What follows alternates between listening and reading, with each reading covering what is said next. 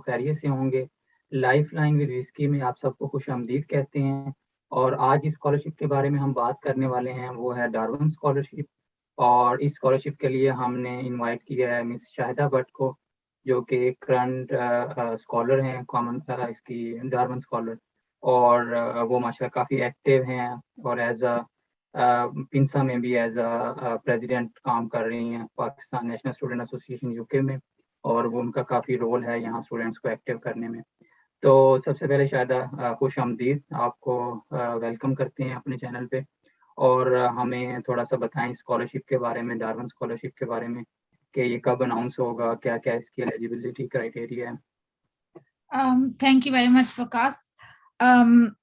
तो डार्वन स्कॉलरशिप जो है ये एक्चुअली स्कॉलरशिप है डार्वन ट्रस्ट ऑफ एडिनबरा की तरफ से। तो बेसिकली ये अभी ही इसकी अनाउंसमेंट होती है, आजकल के नवंबर के मिड ऑफ नवंबर से स्टार्ट हो जाता है। तो अभी पर्टिकुलर मेरे ख्याल में जो एग्जैक्ट डेट्स हैं वो तो नहीं आई, लेकिन somehow from mid of November it should start। और इसकी जो डेडलाइन होती है वो by end of December, 31st of December and sometimes very early first week of January तक की जाता है। तो काफी अच्छा स्कॉलरशिप है और आई एनकरेज। हाँ जी, थोड़ा सा इसके बारे में भी बताएं ना कि इसमें क्या क्या चीज़ें कवर होती हैं। सम टाइम पार्शियल स्कॉलरशिप्स होते हैं और स्टूडेंट्स बड़े वरीड होते हैं जब यहाँ आते हैं कि उनको पार्ट टाइम जॉब करनी पड़ती है। स्कॉलरशिप के बारे में थोड़ा सा, फंडिंग के बारे में बताएं कि ये फुली फंडेड है और कौन कौन सी चीज़ें इस स्कॉलरशिप में कवर होती हैं। हाँ जी, अच्छा, तो बेसिकली ये जो स्कॉलरशिप है ये पीएचडी की फुल कवरेज करता है। 4 years ऑफ फंडिंग होती है इसकी। और जो मेन फील्ड्स हैं इसमें वो बायोलॉजिकल साइंसेस, बायोमेडिकल साइंसेस, इसकी बेसिक जो है ना उसको ये फोकस करते हैं। लेकिन इसमें एक और फील्ड भी है जिसके लिए बहुत कम 1-2 सीट्स होती हैं, लेकिन history and philosophy of science और मेडिसिन उसके लिए भी 1-2 सीट्स होती हैं, लेकिन they focus on biological and biomedical sciences. दूसरा ये इसकी फंडिंग फुल होती है, आपकी फुल यूनिवर्सिटी कॉस्ट 4 years की जितनी भी यूनिवर्सिटी की फीस होती है वो कवर होती है। और आपका जो लिविंग एक्सपेंसेस होते हैं वो भी इनके फुल कवरेज होता है। काफी अच्छा इनका स्टाइपेंड होता है and you can live like very अच्छी वाली लाइफ इन यूके। जी जी, इसमें मैं भी ऐड करता जाऊंगा कि जो भी स्कॉलरशिप बहुत अच्छा स्कॉलरशिप है कि even you can earn like 3-3.5 lakh आप जो मंथली है इसमें अर्निंग हो जाती है। और इवन आप if you are from a middle family और आप कुछ सेविंग करना चाहते हैं, फैमिली को सपोर्ट करना चाहते हैं, वो भी पॉसिबल है। तो अगर आपको गोल है या ऑब्जेक्टिव है पीएचडी करने का, तो ज़रूर इस स्कॉलरशिप के ऊपर अप्लाई करें। और फंडिंग के ऊपर बिल्कुल वरी नहीं होना, क्योंकि एवरीथिंग इस स्कॉलरशिप में, जिस तरह शायद ने बताया कि एवरीथिंग इज कवर्ड। इवन अगर आप कॉन्फ्रेंस में और ट्रैवलिंग के लिए भी इसमें अलाउंस होते हैं और वो भी आपको सपोर्ट करते हैं। हाँ जी, और एक चीज ऐड कर दूं कि जब आप फर्स्ट टाइम आते हैं तो आपका वीजा एप्लीकेशन, जितना भी आपका नेशनल हेल्थ के चार्जेस होते हैं वो भी कवर होते हैं उसमें। वीजा एप्लीकेशन फुल कवरेज होता है। और आपका जो फर्स्ट टाइम आने का टिकट होता है वो भी देते हैं, और जो आफ्टर 4 years जो जाने का टिकट होता है वो भी देते हैं। तो उसमें ये सारी मतलब होती है दो, मतलब बेसिकली उन्होंने आपको 2 टिकट्स देनी होती है, एक दफा आने की और एक दफा जाने की। अगर आपने दरमियान में आना जाना है पाकिस्तान तो वो फिर आपने खुद से कवर करना होता दैट्स ब्रिलियंट। है। और अब मैं थोड़ा और सा नेक्स्ट, जी जी और ये पूछें। अनदर थिंग, ये सारे जो आपको वीजा एप्लीकेशन चार्जेस हैं या ये सारे आपको रिटर्न हो जाते हैं once you arrive in UK. ठीक है, शुरू में आपको थोड़ा बहुत मतलब वो वीजा एप्लीकेशन खुद करनी होती है, लेकिन if you are selected for the scholarship you come to UK and after coming to UK आपकी जितनी भी वीजा एप्लीकेशन है, सारा कुछ आपका टिकट का जितना खर्चा है वो सारा वापस हो जाता है आपको। जी ठीक है। और इसमें मैं ये पूछना चाह रहा हूँ कौन कौन सी यूनिवर्सिटी या कौन से स्कूल्स हैं या कौन से मेजर्स हैं। आप थोड़ा सा अगर हमें वेबसाइट से भी थोड़ा सा इसका व्यू दे दें कि कौन कौन से सब्जेक्ट्स पे हम अप्लाई कर सकते हैं, तो थोड़ा सा और गाइड हो जाएगा स्टूडेंट्स को, कि ताकि वो जो स्पेसिफिक सब्जेक्ट हैं वही स्टूडेंट्स इसके ऊपर अप्लाई करें। श्योर, उसके लिए मैं आपके साथ स्क्रीन शेयर करना चाहूंगी। जी जी तो जरूर।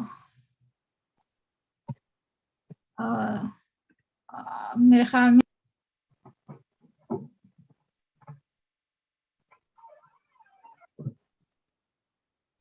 जी अभी आप शेयर कर रहे हैं स्क्रीन। हाँ जी,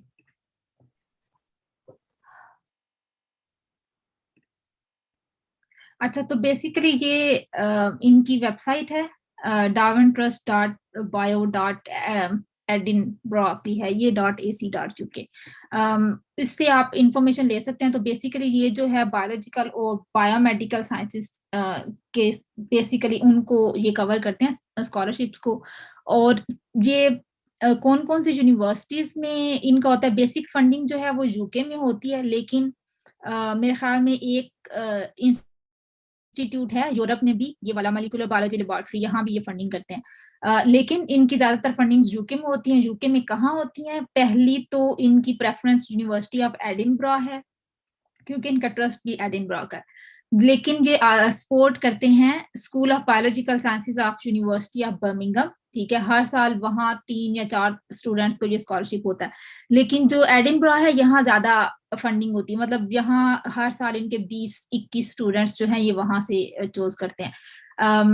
एक स्कॉलरशिप जो होता है वो कैम्ब्रिज में होता है इनका। लेकिन आपने ये नोट करना है कि कैम्ब्रिज में फिर कहाँ होता है। कैम्ब्रिज में इनकी ये जो कौंसल है, medical research council for molecular biology, ये वहाँ उस लैब में फिर आपको अप्लाई करना होगा। ठीक है, और किंग्स कॉलेज लंदन में भी एक स्कॉलरशिप होता है पर ईयर, और उसकी भी ये जो cell and molecular biophysics department है उसमें होता है।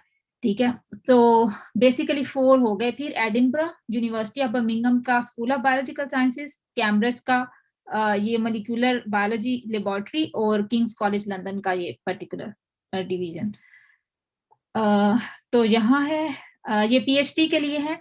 और एलिजिबिलिटी क्राइटेरिया क्या है?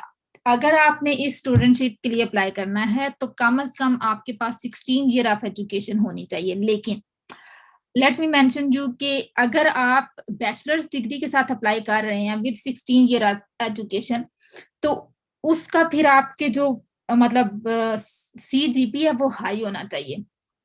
अगर आपका CGPA लो है विद बैचलर्स डिग्री, तो उसमें यह है कि आपको फिर इम्प्रूव करें खुद को, किसी लैब में काम कर लें, या फिर आप मास्टर्स कर लें। तो अगर आप मास्टर्स कर लें तो वो इक्वल कर देता है अगर आपका मतलब बैचलर्स में थोड़ा कम भी है तो। लेकिन अगर आपने मास्टर्स किया हुआ that's good, but you can also apply with bachelors degree 16 year of education if you have distinction in that. कोई थ्रेशोल्ड लेवल है सीजीपीए का? फॉर एग्जांपल 3.5 से अबव अप्लाई कर सकते हैं, या 3.9 से अगर बैचलर में उनका है? थ्रेशोल्ड तो नहीं होगा, लेकिन हमने यूके का एक होता है इनका, इनकी एक होता है ना first class bachelors. First class, इनका, जी हाँ, जी। जिस तरह यूके का फर्स्ट क्लास बैचलर्स होता है, मेरे ख्याल में that's 75% first class bachelor in UK. तो उसके आई am not equivalent sure.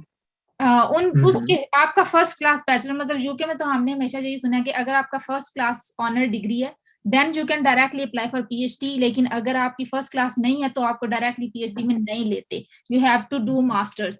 Same यही क्राइटेरिया इधर भी होगा कि कम से कम आपकी फर्स्ट क्लास बैचलर्स डिग्री होनी चाहिए। तो इन Pakistan I would say Jin universities में परसेंटेज होती है एटलीस्ट, मतलब you should have 80% to come to compete, like competition में आने के लिए 80% तो कम से कम होना चाहिए ना आपके पास। हाँ लेकिन जी, ये बड़ा अच्छा है। इसमें शायदा ने बड़ी अच्छी चीज ऐड की है कि हमें वहाँ जब पाकिस्तान में बैठे होते हैं हमें ये चीज़ नहीं पता होती कि आप bachelor I mean 16 year of education के फौरन बाद आप अप्लाई कर सकते हैं। वो स्टूडेंट जो टॉपर हैं, टॉप 10 स्टूडेंट्स जो अपनी क्लास में, और उनकी सीजीपी 80+ है परसेंटेज उसकी, तो उसको उनको डायरेक्ट अगर वो पीएचडी में आना चाह रहे हैं तो वो डायरेक्ट भी अप्लाई कर सकते हैं, और अपना 2 साल का जो मास्टर है वो उसमें सेव कर सकते हैं टाइम। और जिनके अगर मार्क्स कम हैं तो वो कोई एक्सपीरियंस साल का ऐड करके भी अप्लाई कर सकते हैं। तो ये एक चीज़ नहीं पता होती स्टूडेंट्स को। तो ये ज़रा इस पे आप अगर आप बिल्कुल, अगर आपका गोल क्लियर है कि आपने पीएचडी या रिसर्च में आना है, तो आप डायरेक्ट जो है, अगर आपकी मार्किंग अच्छी है बैचलर में, मार्क्स अच्छे हैं, तो डायरेक्ट आप पीएचडी में आए। तो हाँ, इसमें शाहिदा के बारे में भी ये है कि शाहिदा ने भी डायरेक्ट जो है बैचलर के बाद अप्लाई किया था, और माशाल्लाह आपके सामने ये एग्जांपल है कि अगर आपने डायरेक्ट पीएचडी करनी है बीएससी के बाद या 16 ईयर ऑफ एजुकेशन के बाद, तो आप अप्लाई कर सकते हैं। अच्छा शाहिदा, हम ज़रा नेक्स्ट मूव करना चाह रहा हूँ मैं इसके बाद। हमें थोड़ा सा इस स्कॉलरशिप के बारे में ये भी बताएं कि आपने यूनिवर्सिटीज़ का जिक्र किया, कौन कौन सी यूनिवर्सिटीज़ हैं, तो उसमें सब्जेक्ट वाइज भी बात करें, कौन कौन से सब्जेक्ट इसमें हैं। और अगर आज स्टूडेंट्स ने टारगेट करना है सब्जेक्ट को, अगर बायोलॉजिकल साइंसेज है या मेडिकल साइंसेज में, तो कैसे सुपरवाइजर के साथ कांटेक्ट करना जरूरी है या जस्ट यूनिवर्सिटी में ही अप्लाई करना है, तो इसमें भी थोड़ा सा हमें बताएं। अच्छा, इसमें ये है कि जो ब्रॉड फील्ड है that is biological and biomedical sciences, ठीक है, दिस इज वेरी ब्रॉड। अब इसमें बायोलॉजिकल में सारे आते हैं डिसिप्लिन, जैसे कि प्लांट साइंसेस होगी, जूलॉजी होगी, इम्यूनोलॉजी होगी, या फिर आपकी माइक्रोबायोलॉजी या बायोकेमिस्ट्री या बायोटेक्नोलॉजी या बायोइन्फॉर्मेटिक्स है, ये सारी इसमें आती हैं, ठीक है। तो इसमें सबसे पहले जो भी आपकी फील्ड ऑफ स्टडी है, आपने फॉर एग्जाम्पल अगर आपने यूनिवर्सिटी ऑफ बर्मिंघम में अप्लाई करना है तो स्कूल ऑफ बायो साइंसेज के जो सुपरवाइजर्स होंगे रिलेटेड टू योर इंटरेस्ट, ठीक है, उनसे आपने कांटेक्ट करना है, ठीक है। आप सुपरवाइजर को पहले तो आप देखें ना कि आपका, फॉर एग्जाम्पल अगर मैं माइक्रोबायोलॉजी की हूँ तो आई वांट टू लाइक सी कि मेरा इंटरेस्ट किस में है, ठीक है। इंटरेस्ट कैसे, एक्चुअली बहुत सारे स्टूडेंट्स कहते हैं कि इस स्टेज पे हमें कैसे पता लगे कि मेरा इंटरेस्ट किस में है, ठीक है। अब आप, इट्स नॉट लाइक आप अगर माइक्रोबायोलॉजी के हो तो आपने देखना है कि आप माइक्रोबायोलॉजी में ज्यादा फिट होती हो कंपेयर टू मैं आप जूलॉजी में नहीं जाऊंगी, ठीक है। तो इट दिस इज लाइक एक ब्रॉड इंटरेस्ट, ठीक है। उसमें ये होता है कि आप क्या करो कि स्कूल ऑफ बायोलॉजिकल साइंसेज के जो फॉर एग्जांपल माइक्रोबायोलॉजी डिपार्टमेंट है या जूलॉजी है या जो भी है, उनके प्रोफेसर को देखो, उनके प्रोफाइल पे हर मतलब यूनिवर्सिटी का आपका बायोसाइंसेस का एक कोई भी आप खोलें तो उसमें प्रोफेसर के प्रोफाइल आना शुरू हो जाएंगे। आप देखें उनके रिसर्च इंटरेस्ट क्या है, वो किन किन चीजों पे रिसर्च कर रहे हैं, उसमें से जो आपको अच्छा लग रहा है आपकी उसके अकॉर्डिंग कि आपको इसमें इंटरेस्ट है, तो आप फिर उस सुपरवाइजर की ईमेल एड्रेसेस हर चीज वहां दी होती है, ठीक है। सबसे पहले आपने अपनी एक अच्छी सी ईमेल का पैकेज तैयार करना है, ठीक है। जितना आप सुपरवाइजर को इम्प्रेस कर सकते हो इन योर फर्स्ट ईमेल, ये बहुत इंपॉर्टेंट है।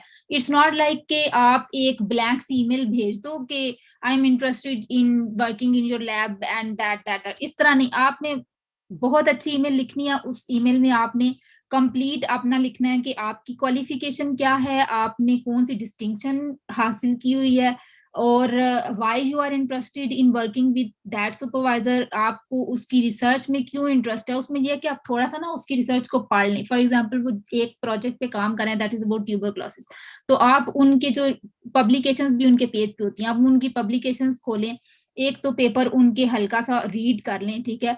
और आप सुपरवाइजर को इंटरेस्ट शो करें कि जी मैंने, फॉर एग्जाम्पल अगर आपने बैचलर्स के बाद आफ्टर योर 16 एजुकेशन और इन योर मास्टर्स आपने कोई काम किया लैब में, तो आप कहें कि मैंने उसमें ये चीज एंजॉय की, I wanted to continue that. या फिर अगर वो न्यू प्रोजेक्ट है then you can say that कि मुझे इसमें इस वजह से इंटरेस्ट है और मैं आपके साथ काम करना चाहता हूँ। और फिर आपने अपनी बहुत अच्छी सी सीवी लिखनी है, उसमें आप अपना अगर आपने कोई रिसर्च पहले से किया हुआ है, लेबोरेटरी में काम किया हुआ है, या कुछ भी आपने किसी कॉन्फ्रेंस में प्रेजेंट किया, व्हाटएवर जो भी आप उसमें बहुत अच्छे से अपना लिखें।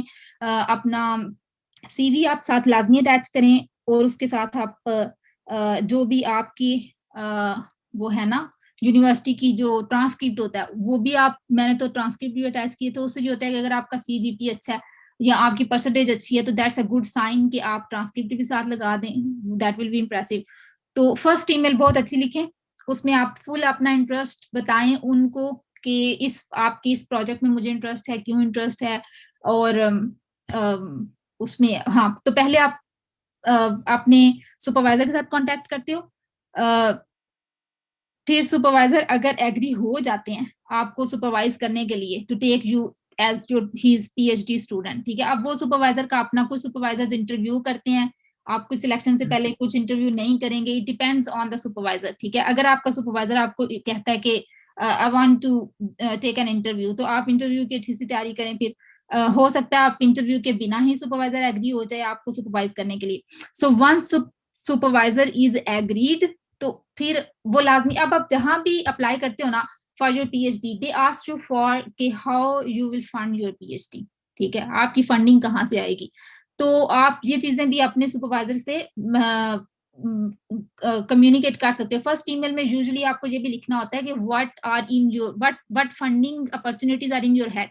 फॉर एग्जाम्पल जब मैंने किया था तो उस टाइम पे मुझे डार्वन का भी पता था, मेरे माइंड में दो तीन और भी थी, जैसे पाकिस्तान में पीफ है, पाकिस्तान में कॉमनवेल्थ है, तो ये 2-3 फंडिंग्स जो हैं ये मैंने खुद से लिखी थी अपने सुपरवाइजर को कि I have these 3 fundings in my mind, और अगर आप एग्री हो जाते हैं मुझे सुपरवाइज करने के लिए तो मैं इन तीनों के लिए अप्लाई करना चाहती हूँ, ठीक है।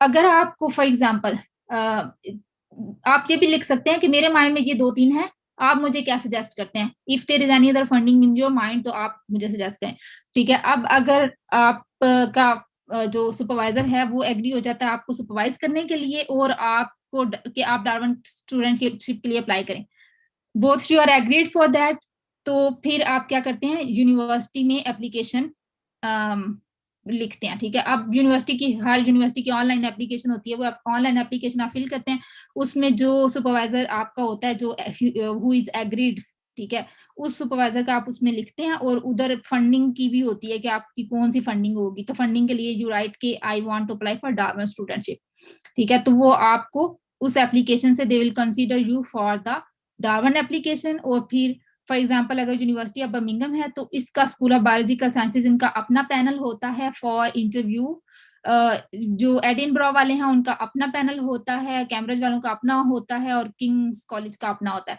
तो आपने जिस यूनिवर्सिटी में अप्लाई किया हुआ है वो यूनिवर्सिटी अपना उनका जो डार्विन स्टूडेंटशिप्स का पैनल होता है वो आपको इंटरव्यू की कॉल देते हैं, और once you have call for interview तो उसके बाद फिर ये है कि आप हमसे भी कांटेक्ट कर सकते हैं कि हमें इंटरव्यू की कॉल आई है तो हम कैसे तैयारी करें, ठीक है। देन इंटरव्यू की भी अच्छे से तैयारी करें, नेवर गो अनप्रिपेयर्ड फॉर इंटरव्यू, ठीक है। अच्छी सी तैयारी करके इंटरव्यू में जाएं और इंशाल्लाह जी, शायद आपने काफ़ी डिटेल में बताई ये चीज़ें। जस्ट मैं समराइज़ कर दूँ इस स्टेप को हाँ जी कि आपने यूनिवर्सिटीज़ देखनी है, ये जो 4-5 यूनिवर्सिटीज़ हैं जो शाहिदा ने मेंशन की हैं, वहाँ यूनिवर्सिटीज़ में जाके बायो साइंसेज़ में इंटरेस्टेड हो तो बायो साइंसेज़ के सुपरवाइज़र्स को देखो। पहले सुपरवाइज़र की अच्छे से उनकी प्रोफ़ाइल को रीड करो और उन्होंने कोई प्रोजेक्ट अनाउंस किया हुआ है, उस प्रोजेक्ट को अच्छे से देखो। उस प्रोजेक्ट को अच्छे से देखने के बाद फिर सुपरवाइज़र से कॉन्टैक्ट करो और उनसे अपना इंटरेस्ट शो करो कि आप अप्लाई करना चाह रहे हो एज़ अ पीएचडी स्टूडेंट और आपके लैब में फलां प्रोजेक्ट है, तो आप उसमें इंटरेस्टेड हो। जब आप सुपरवाइज़र से बात कर लोगे तो फिर आप नेक्स्ट स्टेप जो होगा वो फंडिंग के ऊपर हो कि आपने डार्विन स्कॉलरशिप के लिए आप इंटरेस्टेड हो तो उस पे अप्लाई करना चाह रहे हो। तो शायद ये जस्ट मैंने इसको समराइज़ कर दिया है और उसके बाद मेरा नेक्स्ट क्वेश्चन है, जो पाकिस्तान में स्टूडेंट्स होते हैं उनका सबसे बड़ा इश्यू होता है आइल्स का। तो आइल्स के बारे में भी थोड़ा-सा हमें गाइड करें कि स्कॉलरशिप के लिए कंपल्सरी है या कुछ कंपनसेशन मिल सकती है कि आपकी सिलेक्शन हो जाए बाद में दे सकती हैं, या इसके ऊपर थोड़ा-सा आइल्स के ऊपर भी थोड़ी-सी रोशनी डालें ताकि स्टूडेंट्स जो कन्फ्यूज़ होते हैं कि हमारे पास इंग्लिश का टेस्ट नहीं है या अगर है तो कितने की होना चाहिए उसकी, कि 7 हो, 7.5 हो या 6 उसका भी थोड़ा-सा हमें बताएँ? हाँ जी अच्छा, आइल्स का ये है कि एटलीस्ट आप आइल्स के लिए प्रिपेयर्ड हो और आपने आपके माइंड में डेट हो या फिर आपने डेट ऑलरेडी बुक की हुई हो, ठीक है। इट्स नॉट लाइक कि यू आर टोटली ब्लैंक कि अच्छा जब मुझे ऑफर मिलेगी तो मैं आइल्स कर लूंगा, otherwise I am not gonna do IELTS, ठीक है। आइल्स अगर आप पाकिस्तान से फॉरेन स्पेशली यूके में पीएचडी के लिए या मास्टर के लिए जाने के लिए विलिंग हो तो आइल्स इज द मस्ट थिंग, ठीक है। वो सूनर और लेटर आपको चाहिए ही चाहिए, ठीक है। कुछ कुछ ऐसी हैं एप्लीकेशंस, कुछ कुछ स्कॉलरशिप्स की ऐसी होती हैं कि आपको पहले से आइल्स रिजल्ट हो आपके पास देन यू कैन अप्लाई, लेकिन इसमें एक बेनिफिट ये है कि आपके पास अभी आइल्स का रिजल्ट नहीं है, still you can apply for that, लेकिन आपके पास बहुत जल्दी आइल्स का रिजल्ट होना चाहिए। आई वुड रिकमेंड कि आपने अगर आइल्स नहीं किया तो आप अभी से तैयारी शुरू कर दें, लेकिन आइल्स के इंतजार में एप्लीकेशन को लेट ना करें, you can put the application, ठीक है। जी। एप्लीकेशन करें, प्रोसीजर सारा करें, साथ साथ आइल्स की भी तैयारी करते जाएं, और you can take IELTS in like at the end of December और जनवरी, लेकिन ये है कि जल्दी आइल्स कर हाँ लें। जी, बिल्कुल, बिल्कुल, शायद ये मैं भी बात ऐड करूँगा कि जो अगर आपका एम्बिशन है बाहर से पीएचडी करने का या मास्टर करने का, तो फर्स्ट जो स्टेप है ना, वो आइल्स ज़रूर करें। मतलब इंग्लिश चाहे आइल्स कर लें, टोफल कर लें, कोई ना कोई इंग्लिश का आपके पास प्रोफिशिएंसी सर्टिफिकेट होना चाहिए, ताकि आप शो कर सको कि आपके पास आइल्स है। क्योंकि कॉम्पिटिशन बहुत ज़्यादा होता है। बल्कि मैं नेक्स्ट क्वेश्चन ये इसी के ऊपर पूछूँगा शायद से कि ये कौन-कौन से कंट्रीज़ हैं इस स्कॉलरशिप के ऊपर अप्लाई कर सकती हैं, या all over the world he open है? और इतना कितना कंपटीशन होता है, ताकि अगर हम कंपटीशन की बात कर रहे हैं तो हम अपने स्टूडेंट्स जो पाकिस्तान से अप्लाई करेंगे उनको हम रेडी कर सकेंगे, यार जितनी जल्दी होता है वो आइल्स अपना क्लियर करें और अपनी चीज़ों को अच्छे से इम्प्रूव करें। अगर कोई पब्लिकेशंस हैं कर रहे हैं, तो उसमें भी ज़रा थोड़ा सा स्पीड अप करें अगर इस स्कॉलरशिप के ऊपर आना है, क्योंकि कंपटीशन बहुत ज़्यादा होता है, ऑल ओवर द वर्ल्ड लोग अप्लाई कर रहे होते हैं। तो वहाँ अगर आपने कम्पीट करना है, तो जितनी आपके पास ज़्यादा एक्स्ट्रा प्लस पॉइंट्स होंगे, तो हमारे चांसेस जो हैं पाकिस्तानी स्टूडेंट्स के वो इंक्रीज होंगे। नो डाउट कि आइट्स इस पे कंपल्सरी नहीं है, लेकिन फिर भी अप्लाई वही करना चाहिए उस स्टूडेंट को जिनके पास आइट्स है, या वो नियर टू रेडी हैं। अगर वो नेक्स्ट मंथ या दिसंबर में आइट्स देने के लिए रेडी हैं, तो उनको जरूर इसके ऊपर अप्लाई करना चाहिए। जी शायद इसके ऊपर हमें बताएं कि कौन कौन से कंट्रीज अप्लाई कर सकते हैं और कितना कंपटीशन होता है स्कॉलरशिप पे।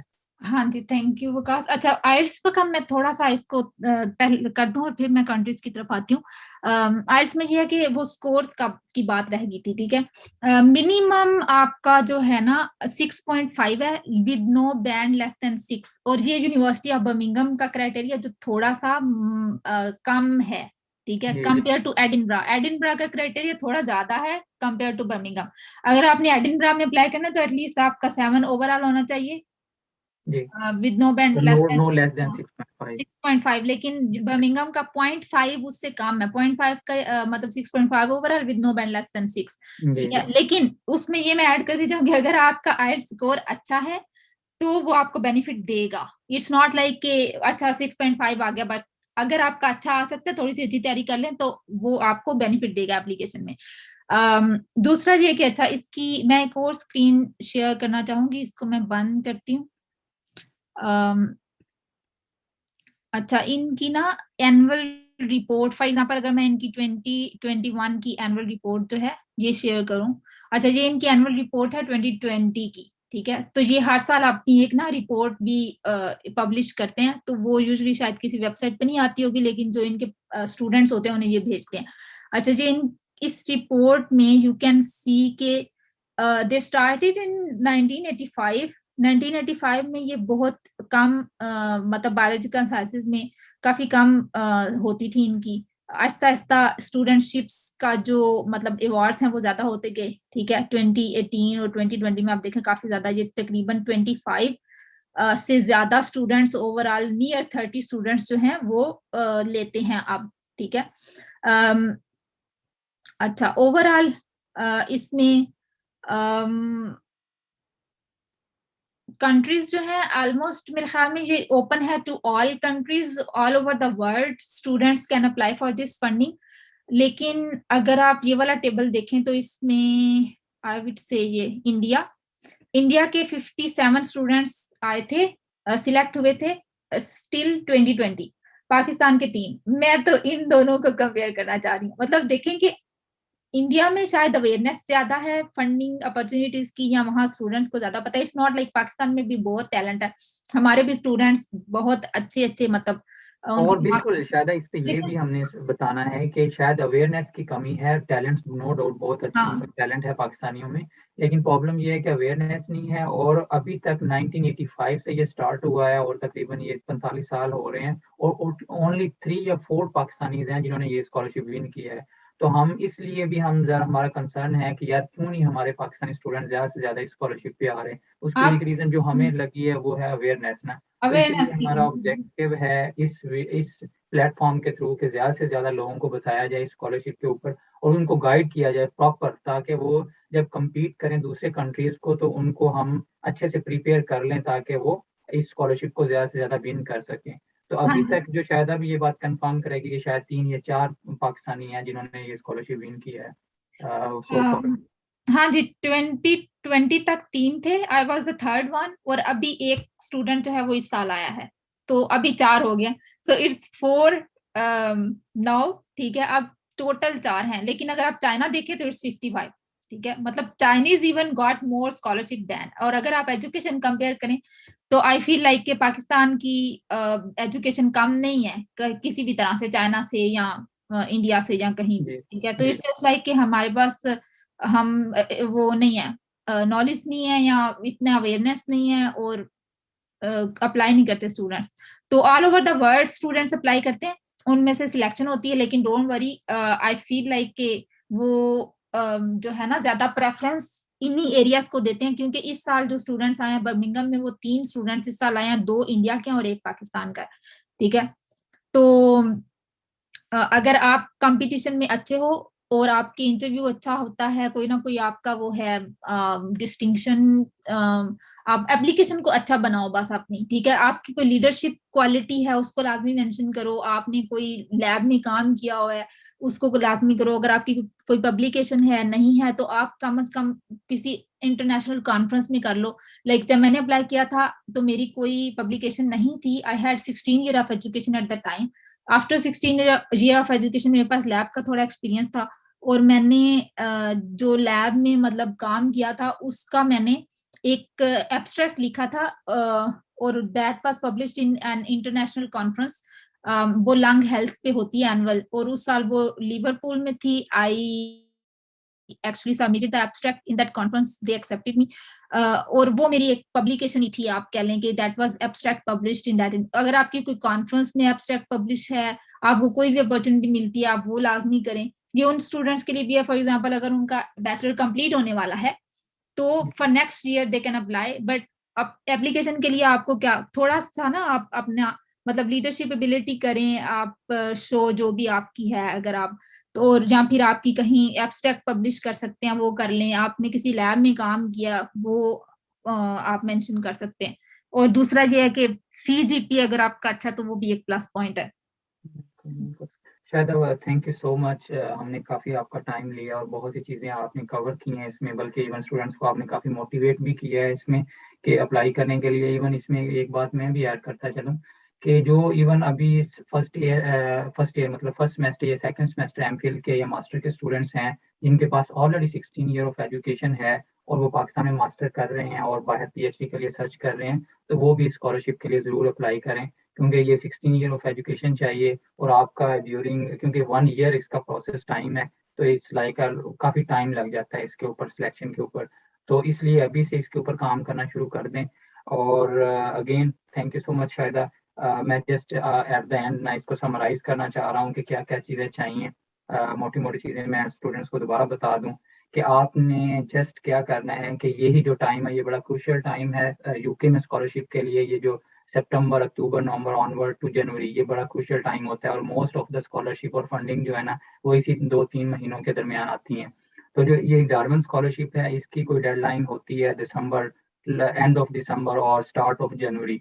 तो ये आप जैसे ही वेबसाइट जो हमने मेंशन की है, यूनिवर्सिटी ऑफ बर्मिंघम या यूनिवर्सिटी ऑफ एडिनबरा और जो डार्विन ट्रस्ट की वेबसाइट है, ये मैं डिस्क्रिप्शन में भी ऐड कर दूंगा। तो आपने ये वाली विजिट करनी है। विजिट करने के बाद आपने इनके ऊपर जिन जिन सुपरवाइजर्स ने कुछ प्रोजेक्ट्स अनाउंस किए होंगे वो आपने प्रोजेक्ट्स में जाना है। प्रोजेक्ट्स में जाने के बाद आपने सुपरवाइजर से, अगर आपका इंटरेस्ट है उस प्रोजेक्ट में, फिर सुपरवाइजर से कांटेक्ट करें, सुपरवाइजर से बात करें कि कौन कौन सी फंडिंग हो सकती हैं आपके लिए। और अगर डार्विन स्कॉलरशिप के लिए उस लैब में कोई अपॉर्चुनिटीज़ हैं तो आप फिर ज़रूर उसको फॉरवर्ड करें, अपनी एप्लीकेशन को अपने आप को रेडी करें उस एप्लीकेशन के लिए, और सुपरवाइजर को एक अच्छी सी ईमेल लिख के तो उसके साथ बात शुरू करें अपनी। और आपको फिर वहाँ से डेडलाइन भी मिल जाएगी कि क्या है कि एंड ऑफ दिसंबर है या स्टार्ट ऑफ जनवरी है। और इसके अलावा आई थिंक कि हमने सारी चीज़ें जो है ना वो मोटी मोटी कवर कर दी हैं। फिर भी अगर आपका कोई क्वेश्चन हो, कोई कमेंट्स हो, तो ज़रूर इस वीडियो में आप कमेंट्स कर सकते हैं। हम ट्राई करेंगे कि आपको इसके ऊपर रिस्पॉन्स करने का।